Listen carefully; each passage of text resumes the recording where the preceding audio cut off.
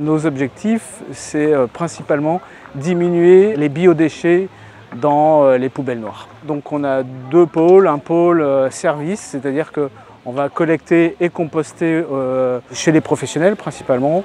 Après on a un pôle animation qui lui va surtout être là pour sensibiliser le grand public dans les écoles au compostage, mais aussi déjà avant tout au problème du gaspillage alimentaire. La première, éviter que ces biodéchets partent à l'enfouissement. En Dordogne, c'est ce qui se passe. C'est assez aberrant quand on pense que justement ces biodéchets, on peut en faire du compost qui va amender, qui va nourrir le sol. C'est ça qui est important, c'est que ces déchets organiques retournent au sol, rendent le sol vivant. Ouais, il y a 3 ans, on collectait une trentaine de tonnes à l'année. Et après, l'année suivante, on a à peu près doublé, on était à 70 tonnes. Sur 2025, on va être à peu près 120 tonnes. Enfin voilà, on double chaque année.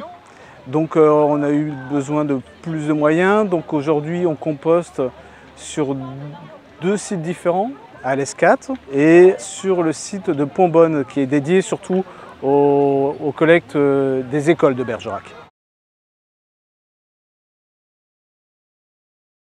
Aujourd'hui, nous sommes 6 salariés, un service civique et encore beaucoup de bénévoles qui nous aident énormément. Plus de moyens techniques. À l'époque, on était sur un vélo et sa remorque. Aujourd'hui, on est à 3 vélos et 3 remorques. On a un camion qui sert quand les producteurs de biodéchets sont sur de gros volumes. Aujourd'hui, on a une 60aine de partenaires. Une grosse partie de nos collectes, c'est les écoles de Bergerac. Il y a un partenaire qui est maintenant, lui, fait de la collecte sur Périgueux. Il a une quinzaine de clients.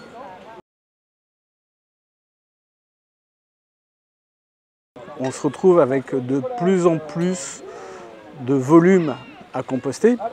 Donc là, aujourd'hui, on est en train d'expérimenter une plateforme au Nebou qui, elle, va pouvoir composter à peu près 200 tonnes de biodéchets. Normalement, en 2026, ça devrait être au point. On est en train de concevoir un andaineur avec question de culture. Ça va nous permettre en fait de faire du compost en andin. La structure va non pas se retrouver dans un silo, mais à terre et sur la longueur. Ça va nous permettre de travailler sur de plus gros volumes.